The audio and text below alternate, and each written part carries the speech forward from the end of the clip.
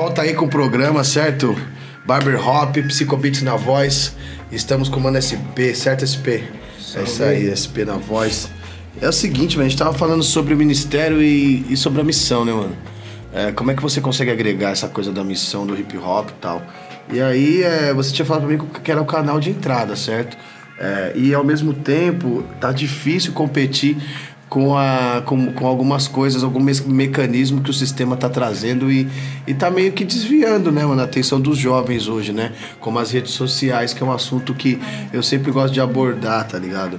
Em relação a essa coisa das redes sociais hoje, mano, quais os benefícios que você acha que ela traz e quais são os malefícios, mano? Você é um evangelizador, né, um multiplicador da palavra.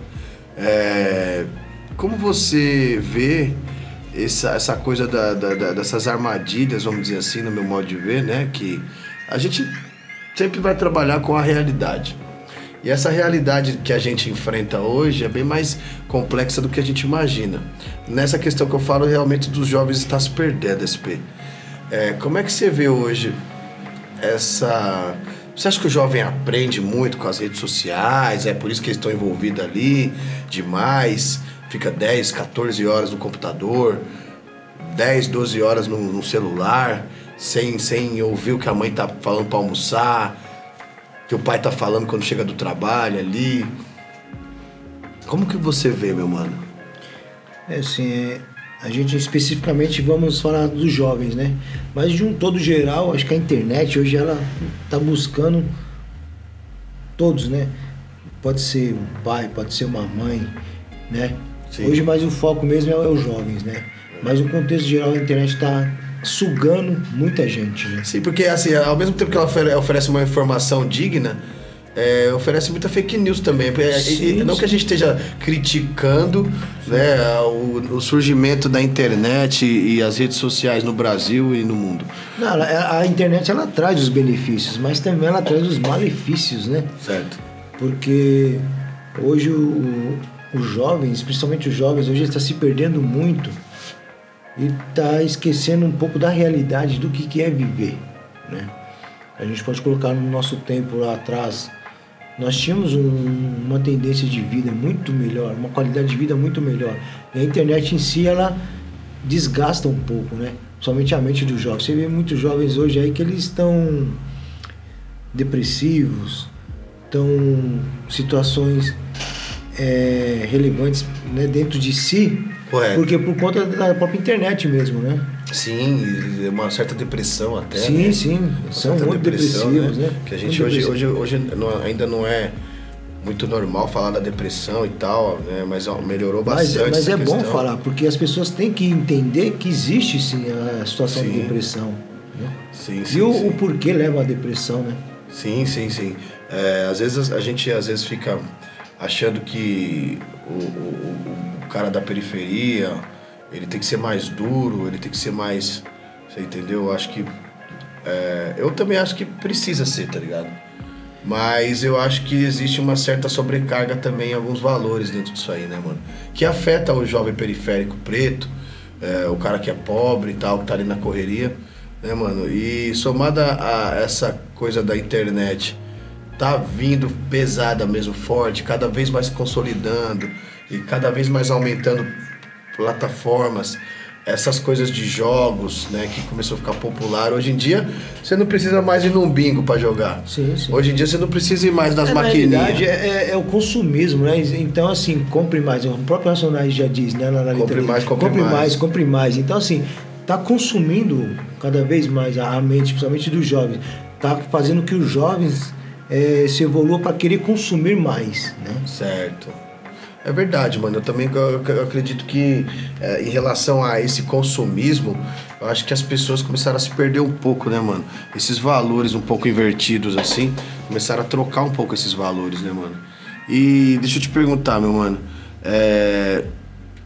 essa questão sua de ser um MC, passar a palavra, né, e manter as características do hip hop, foi algo que foi importante pra você?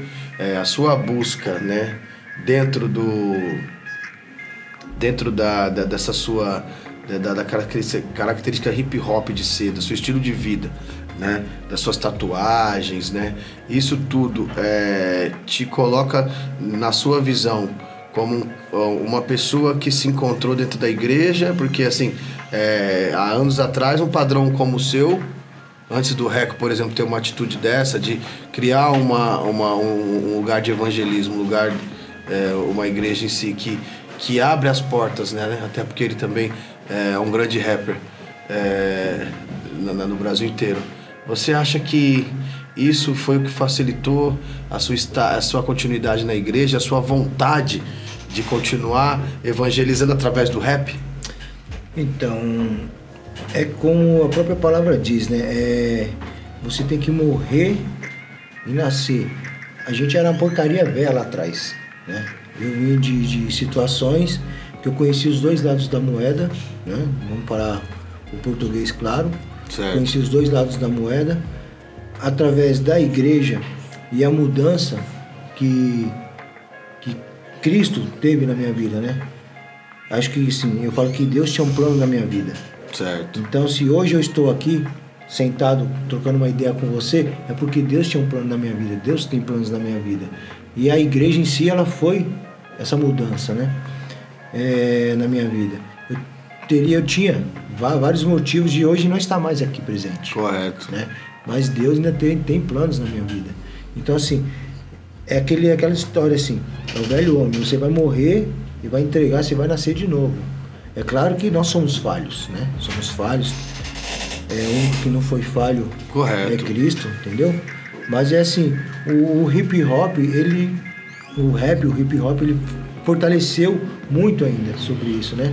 E hoje a pegada como é o rap gospel, não que assim, a gente titula assim, rap gospel.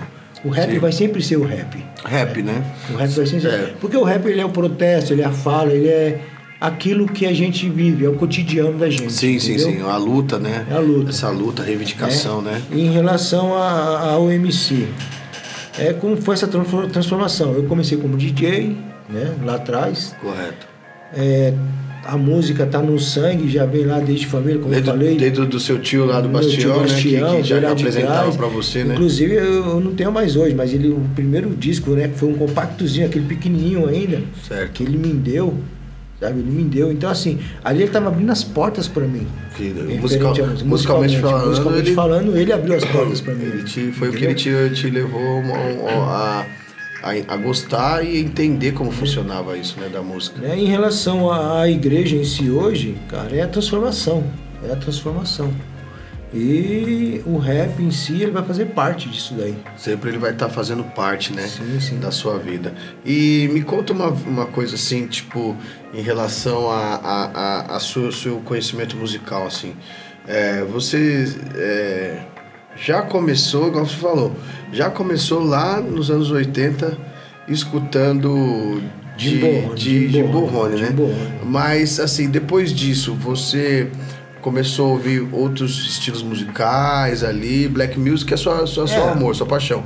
Mas ali você começou a também a entender que existiam outros cantores, né, naquela época, né? Sim.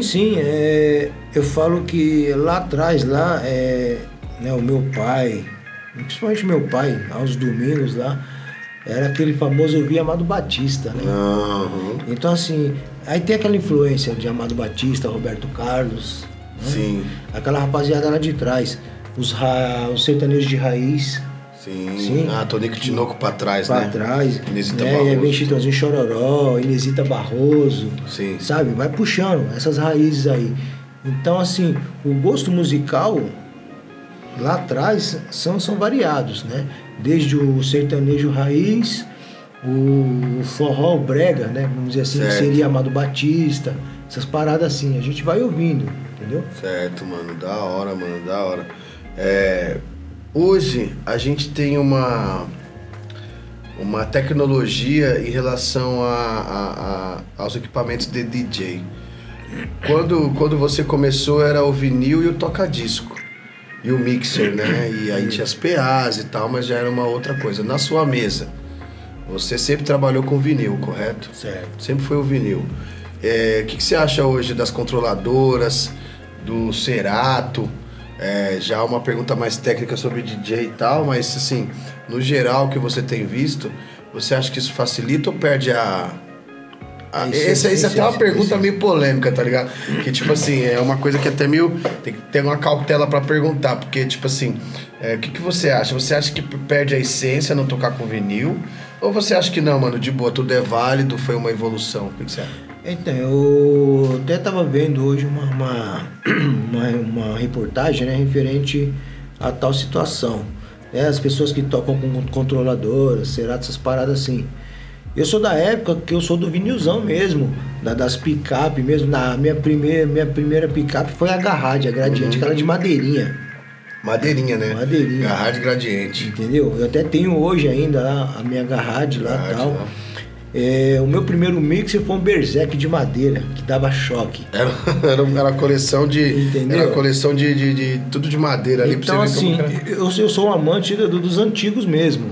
Mas assim, eu não tiro a razão de quem gosta também, de quem gosta da evolução das controladoras. Eu particularmente, eu não gosto. Eu vou ser sincero, eu não gosto de controladora. Se fosse pra tocar, se voltar a tocar, você tocaria já no par de vinho. É porque é diferente, né? O toca-disco lá, a picape, né? A gente chama de picape, né? As MK2. Só que na época a gente não tinha dinheiro pra comprar uma MK2, que era muito cara, né? Então era uma gradientezinha com o bracinho meio torto. Você ia fazer um scratchzinho e pulava, mas você ia lá, pá, metia a bronca e vai embora, entendeu? Então, assim, quem gosta, entendeu? Mas é totalmente diferente. Eu falo por mim, eu sou mais uma picape e tal. Você vai colocar o vinilzão lá, ouvindo o chiadão dele lá na e todo aquele estalinho, né? Entendeu? Aquela coisa, totalmente diferente. Aquele sabor, né, mano? Sim, entendeu? E hoje não, hoje a tecnologia, ela disfarça muito. Certo. Entendeu? Disfarça muito. Você pega um Tim Maia da época da vida, mano, o cara criava os sons ali nos instrumentos. Sim, claro. A milhão. Opa, tá errado isso aqui, vamos de novo. Pá, vamos. Tá errado isso aqui. Então hoje a tecnologia fez o quê? Evoluiu e tal, é muito maquiado.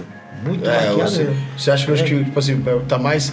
É muito mais fácil fazer música hoje. Hoje você que é fazedor de música, né? Já não é mais... Não estamos falando mais na sua faceta de DJ, que é o cara que toca música para as pessoas ouvir. Na sua faceta de MC, você aprende a produzir. Sim. Você tá ali no processo de produção. Você acha que hoje, com a tecnologia, tá mais fácil ou mais difícil produzir uma música? Não, hoje tá mais fácil. Muito mais fácil, né? Porque hoje tem uns programinhas aí que você utiliza aí, você joga lá no programa lá e pum, ele vai e faz. Dá tudo. Pra voltar, parar onde começou, fazer isso daí. E antigamente não, antigamente era na raça mesmo ali. Tinha que tocar mesmo. Tinha que tocar. Você tinha que usar um gravador de rolo pra fazer a parada, uns MPC das antigas, né? Certo. O Brau mesmo fala que ele começou lá no MPC.